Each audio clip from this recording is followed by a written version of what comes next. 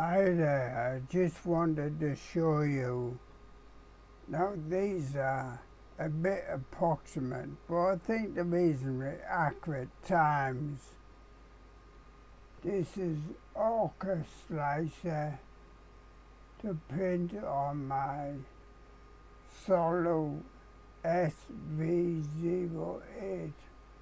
So it's 6 3/4 hours. Now, it might take a bit longer than that, but let's compare that old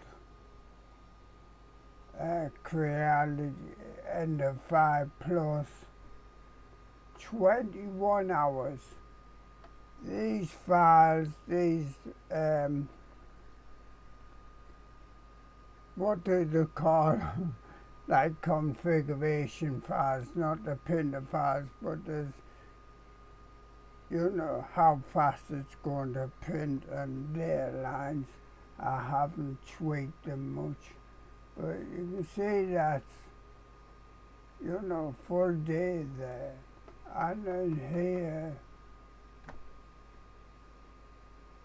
it's a quarter of a day, quarter of 24 hours.